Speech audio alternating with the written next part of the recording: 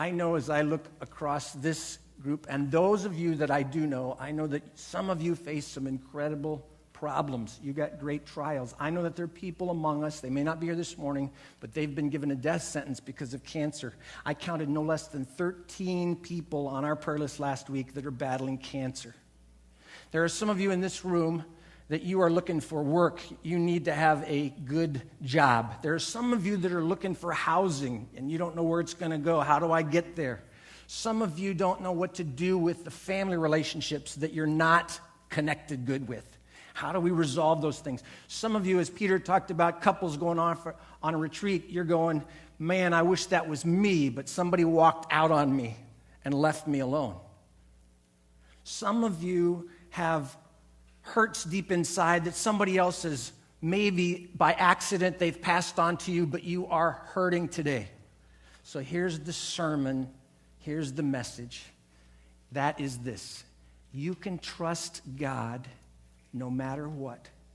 And you can trust God with your life, and you can trust God with your future.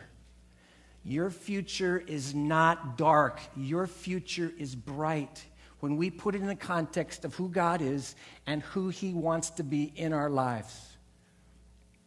Some of you feel deeply some of the things that are hurting and hitting in your life, and you just go, ah! How many believe that God is in charge?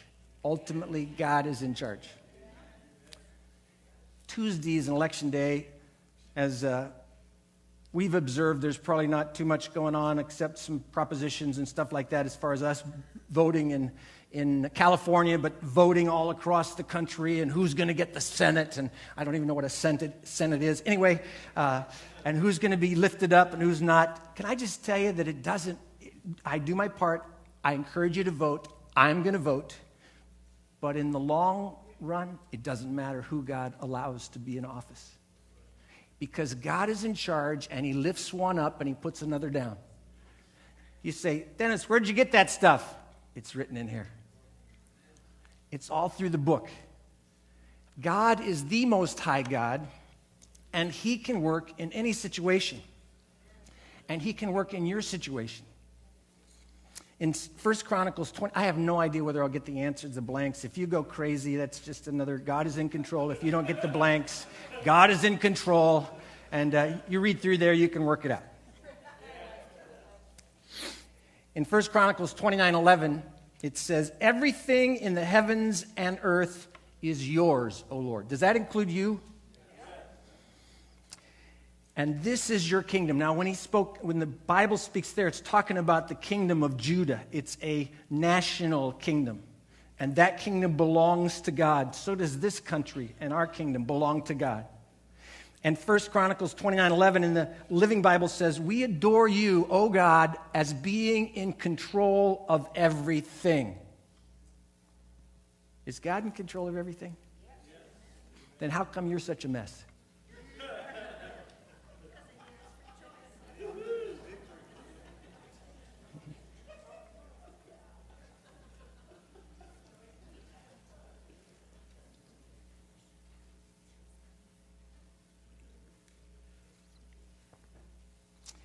In 1 Peter, it says to rejoice. I don't like it that way.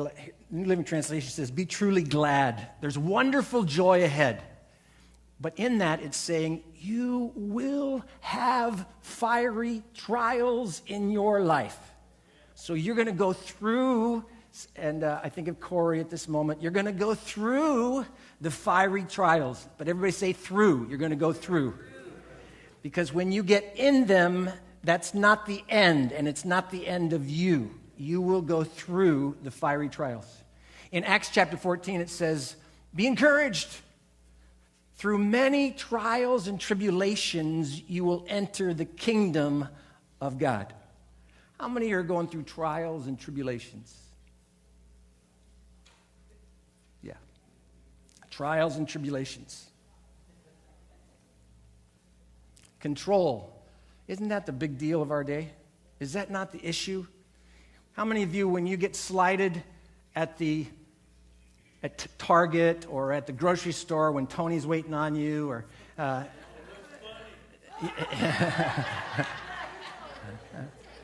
How many of you sometimes when you get you go out to eat and somehow the service is not just right and you go, I am paying good money for this, and you kind of rise up and say, I am in charge here and you better get this fixed. Where's the manager? And how many ever have that urge? How many ever act on that urge?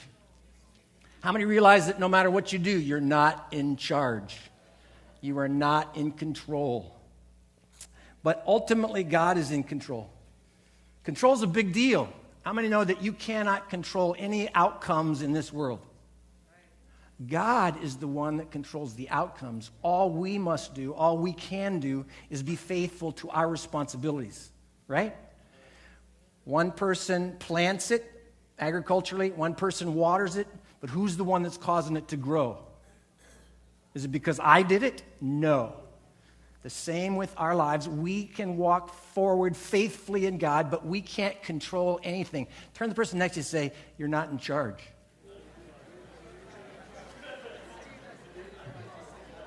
And I know what some of you are thinking. I may not be in charge for you, but I'm in charge at my place.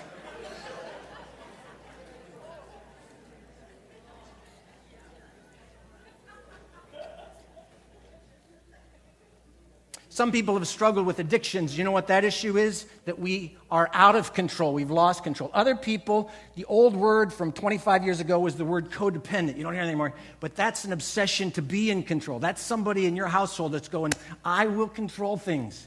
But here's the big deal. They're not in control. I'm not in control. The only one that is in ultimate control is God.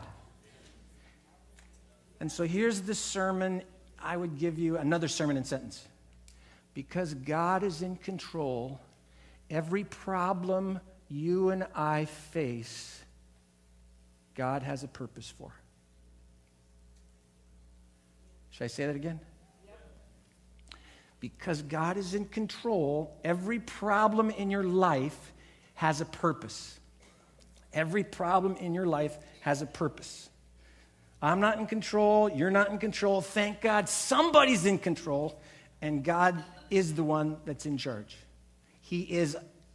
This last weekend, I had the opportunity to go with a couple of our men, and we discovered a brand new opportunity for us as a church, and maybe next year we can take a whole bunch of men, but we found a men's retreat up in the mountains on the other side of Fresno, and that's why I wasn't here last week, and 2 other men went with me, and we went to the mountains. There were over 400 men there, and I wasn't real comfortable there because they mostly looked like they were from the Midwest.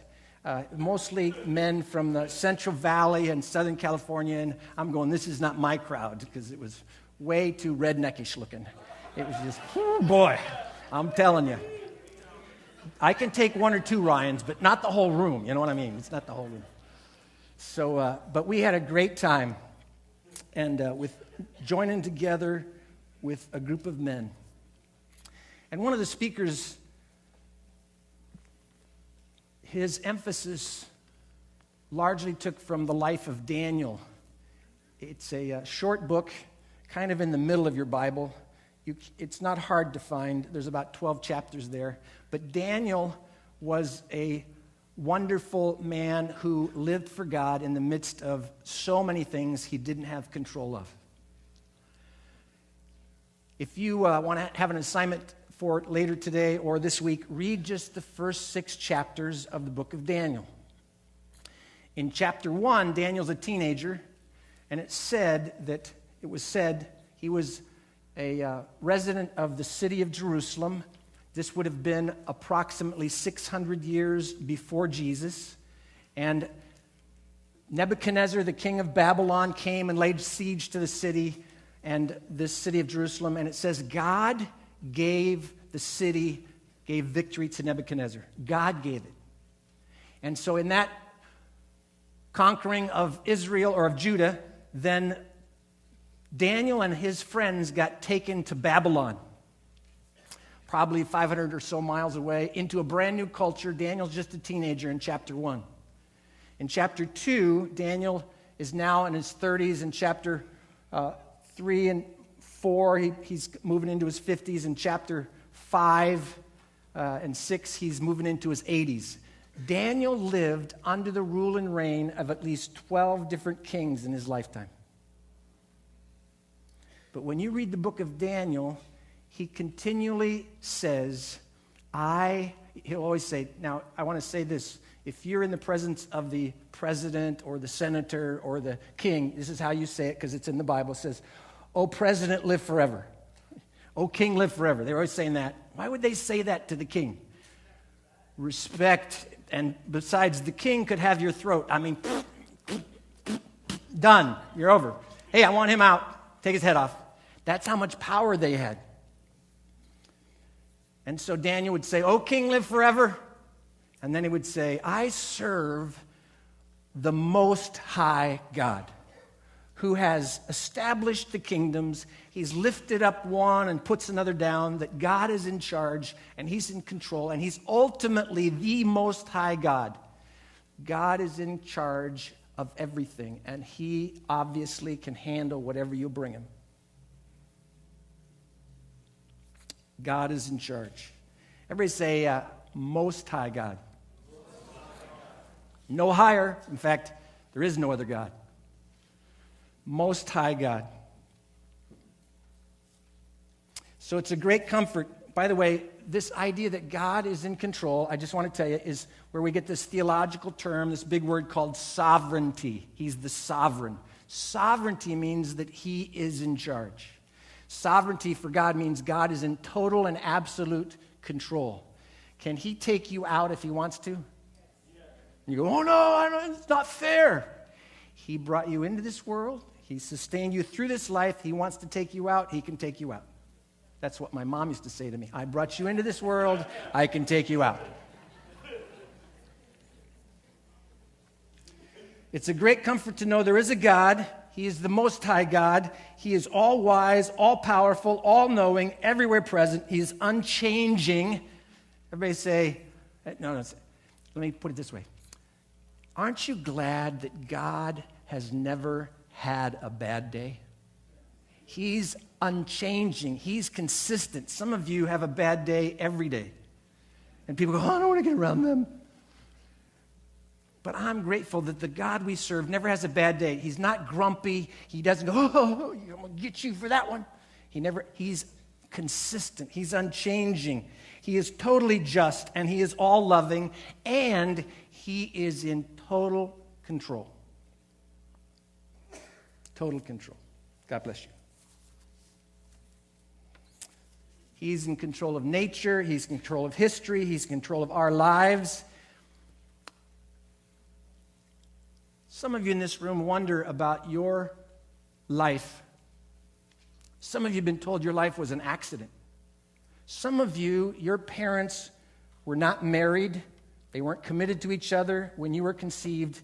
And you go, "Wow, what about me?" I just want to tell you this. Though your parents may have been illegitimate, you are not. Because God wanted you born. He is in charge and he's in control. And he said, "I wanted you to be in my family, and I have a plan for you." In fact, in the Bible it says, "Your eyes saw my unformed body. All the days ordained for me were written in your book before one of them came to be." Should I read that again? That's Psalm 139, verse 16. God says, "My eyes saw your unformed body." Would that be like before everything got going physically? Yeah. And he says, this is what God says, "All the days ordained for me were written in your book, Tony." All the days ordained for Tony were written in God's book before one of them came to be. Does that make you pretty significant? There is a God. He is the Most High God. He's a God of love. He wants a family, and he wanted you and his family, and that's why he allowed you to be born. He allowed you to be born because he wants you to be a part of his family. So there's nobody in this room, based on the Most High God, the only living God, there's nobody in this room that's an accident. You were wanted before you were even conceived. If God allowed you to be here, he wants you to be here. So turn to the person next to you and say, I'm so grateful I'm not an accident.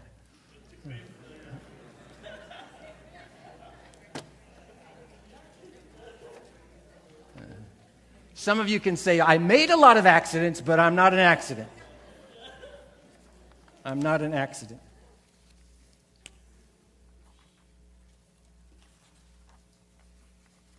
Everybody doing all right? Psalm 31:15, it says this, my times are in your hand. My times are in your hand. Your time and your times are in God's hand. Now, do you have any choices in this life? Well, sure you do. That's how great God is, because he gives you choices, he gives you freedom to choose, but let me just tell you, it's limited. Some of you think you have more choice, more freedoms than you really do, but you have the freedom to choose. How many here have messes in your life? Could I see your hands? You have messes in your life. Not people that are messes to you, but you have messes in your life. Let me ask you a question. How many of you realize that most of the mess in your life is something you chose? Is that right? In other words, I don't need God to orchestrate anything. I can make my own messes. He can work it. He didn't go, I'm gonna create this mess for Dennis. He goes, I don't need any help. I do a pretty good job making messes by myself because I have the freedom to choose. Just like Adam and Eve in the garden, they had the freedom to choose. Now our problem is we got way too many choices and we keep making a mess of it. Now, we do have the freedom to choose, but it's limited. Here's the best illustration I give. Some of you, anybody know how to play chess in the room? Okay, just three of us. Anyway, it's a board game, and you move these pieces back and forth. And God being in charge is kind of like playing chess with God. You can keep moving the pieces a little bit, but you will lose. Or the freedom you have to choose is kind of like being, how many have ever taken a cruise on a cruise ship? Some of you. I've never done that before and probably be seasick. Anyway, if you get on the cruise ship, which I've known some of my friends to do, and you go from the West Coast, go through the Panama Canal, and the destination is New York City or Miami or something, you get on that cruise ship, you have the freedom to choose a lot of things. You can eat 24 hours a day if you want. And you can hang out in the sun and get burned, and you can do a lot of things. But the final destination is set, and you have no control over that. So you have some choices. Now, here's the great thing about God, is that he can take the evil in my life and make something good out of it. God can take the evil in my life and make something good out of it. Even when I have messed it up royally. How many here have really made some big messes just because you had the freedom to choose? If you're sitting next to somebody that you know that they've made some big messes, just point at them right now. Just do it. Just point at them. That'll work.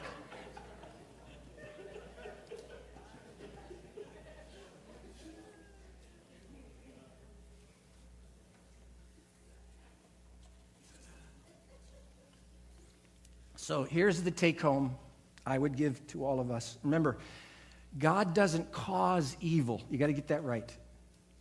But because he has created us to have the freedom to choose him and to choose in the context of life, we create evil.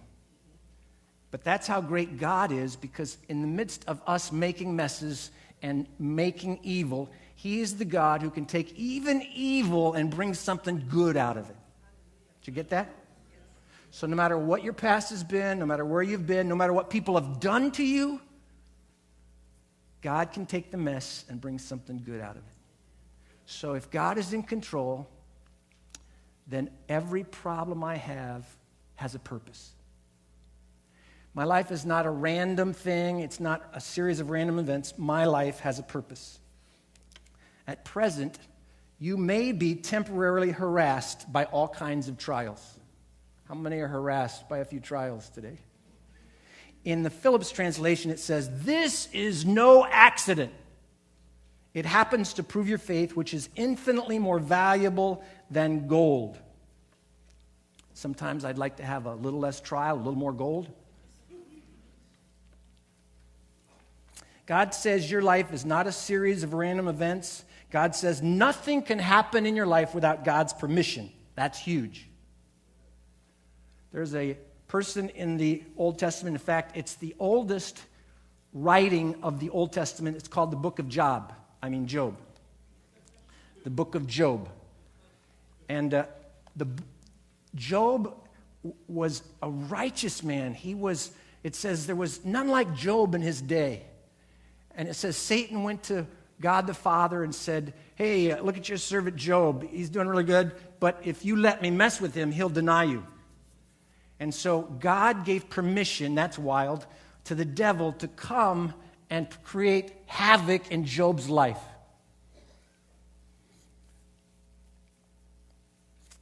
Do you know, I would put it this way. By the way, isn't it wonderful how God loves us so much? He would give us the freedom. That's what love does. Love creates freedom to choose. You can't force love. So everything that comes into my life, everything that God allows in temptation and such, it's all Father filtered. Father filtered. In other words, God won't allow us into situations that are greater than what we can bear when we rely upon Him. Think of Daniel. Teenager taken off to a foreign land, and he still hangs on to his faith in God. He could be killed if he messes up, and he's continually appealing to the God who's the Most High God, and the God who's the Most High God keeps giving him favor no matter who's in charge. No matter who's in charge. Now, I've said this before. Let me say it again. Don't misunderstand. God doesn't cause all my problems. He doesn't need to. I cause enough by myself.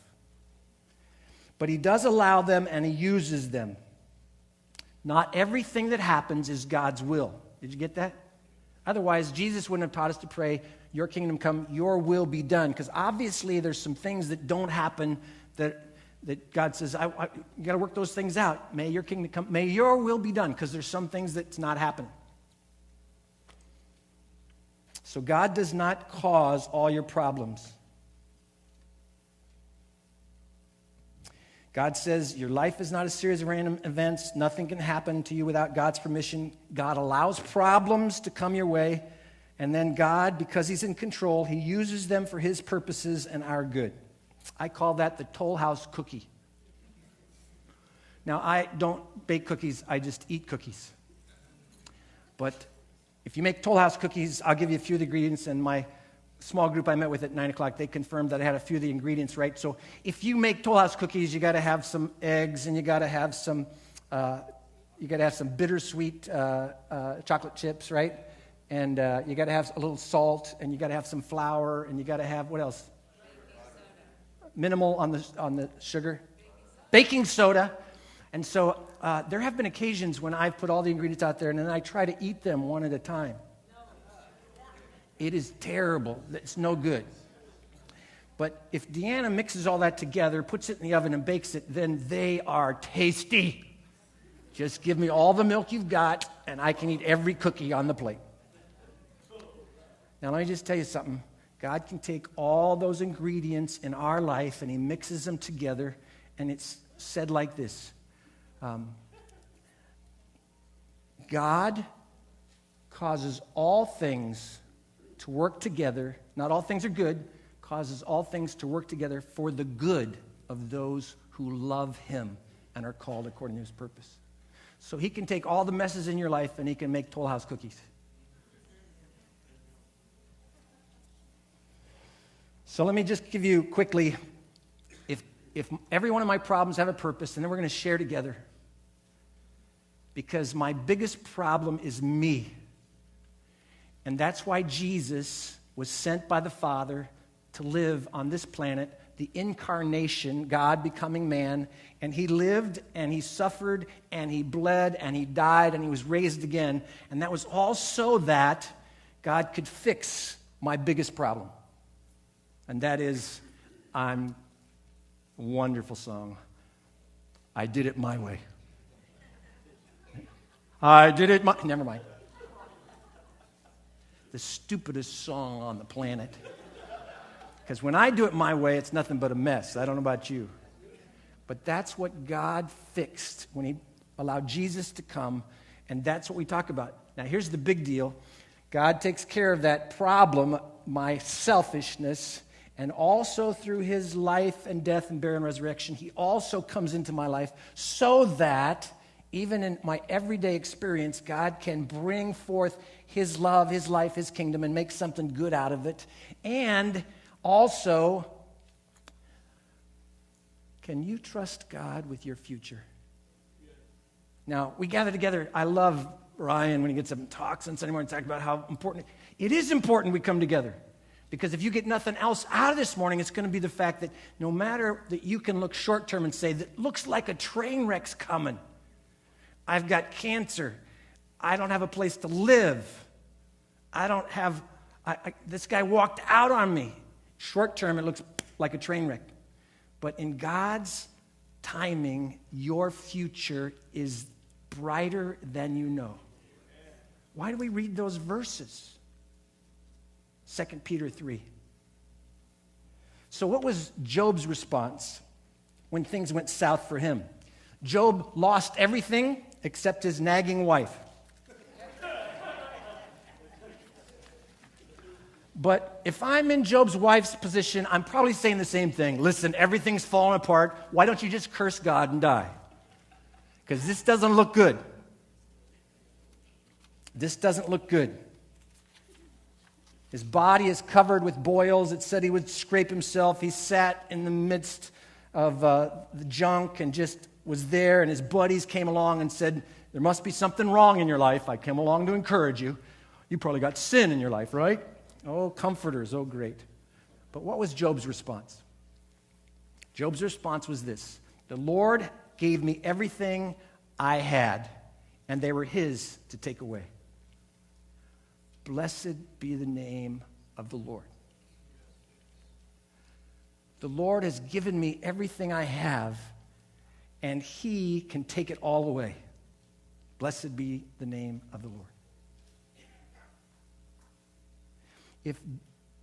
If God can work through, and God worked and restored Job and blessed his life, if God can work in Job's life in such dire situation, do you think God could still work in your life? He could handle what you're going through. And then there's this guy named Joseph in the Old Testament. Joseph, he really had a great family. He had older brothers, and they loved Joseph so much they sold him as a slave to Egypt. Wow. God loves you, and he has a wonderful plan for your life.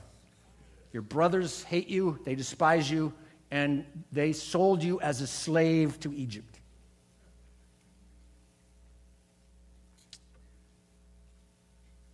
Have there been people in your life that have hurt you intentionally? Can God take even that situation and make something good out of it?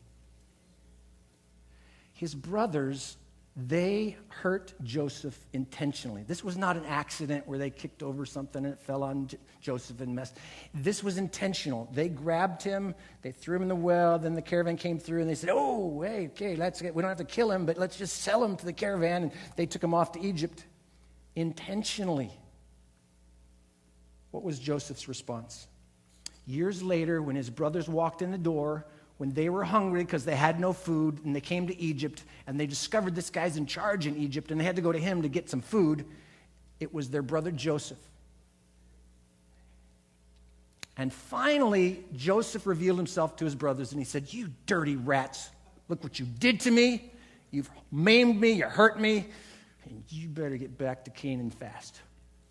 Now he said, what you intended for harm, God intended for good, to accomplish what is now being done, the saving of many lives.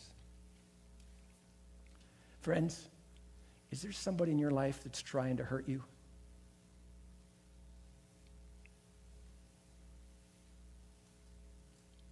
Even so, God is the Most High God, and He's in control, and you can make it through. You can make it through. So, Job's response. What's my response? Here, let's land the plane. I only got 2 pages. Anyway. Can I share something with you right quick?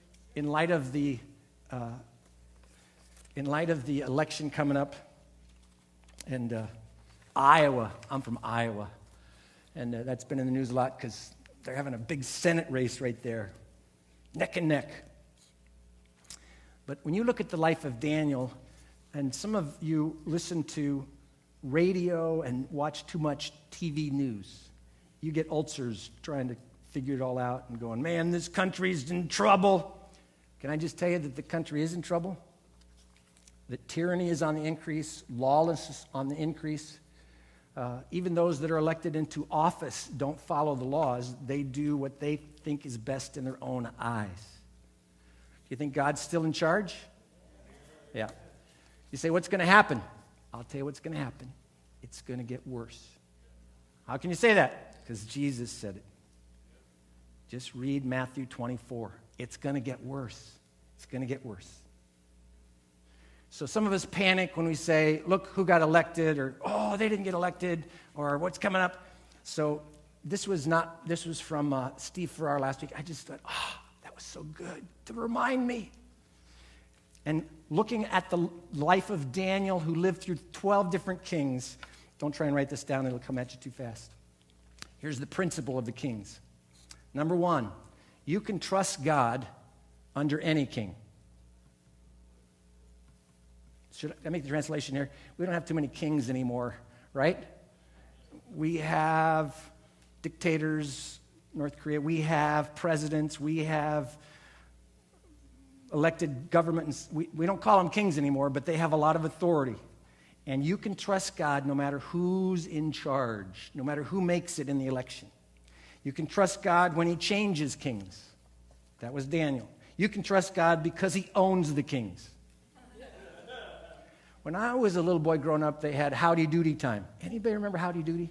I'm sorry, I just left a bunch of people behind. But Howdy Doody was a little puppet.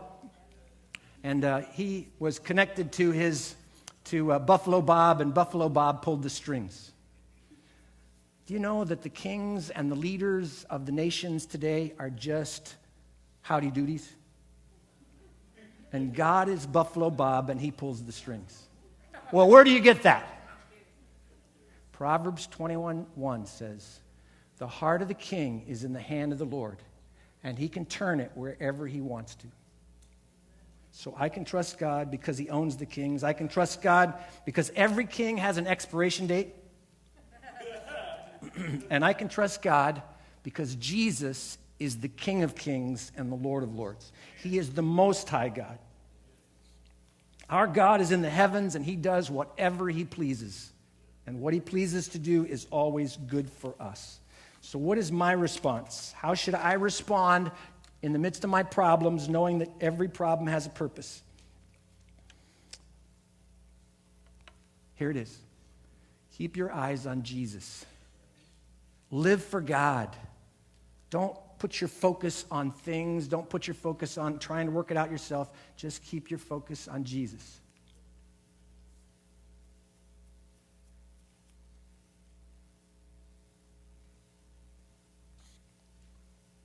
Live for Jesus.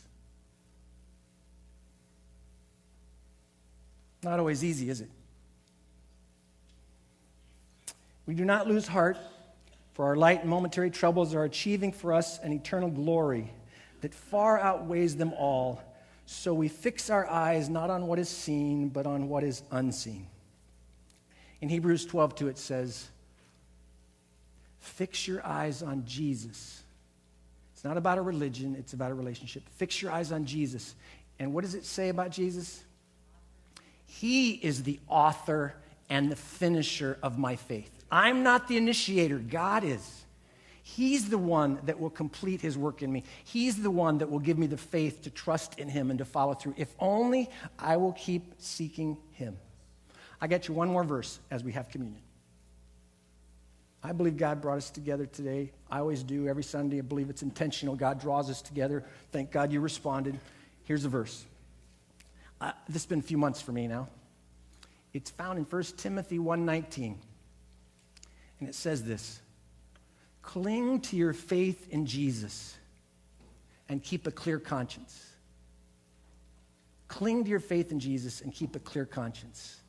Some, having violated their conscience, have shipwrecked their faith. So this morning, as we share communion, I just want to encourage you, cling to your faith in Jesus, and if you need to clear your conscience, that's what we do when we come to the Lord in the Lord's Supper. Does that make sense? All right. Everybody, can we trust God with our future? So you're going to walk out of this room just like we all do, and you're going to hit a wall either today or tomorrow and go, I don't think so. But we come together to encourage each other to trust God because He has the whole world in His hands, and He's the Most High God, and He will carry us through. Thanks for joining with us today in our streaming of our service and our message. We're grateful that you joined with us. And if we can serve in any way, we'd be glad to do that. Just check out our website. That'll get you connected in any way that you might like to. And that is greenvalleychurch.net. And we wish you the best and know that you really do matter to God. Have a great day.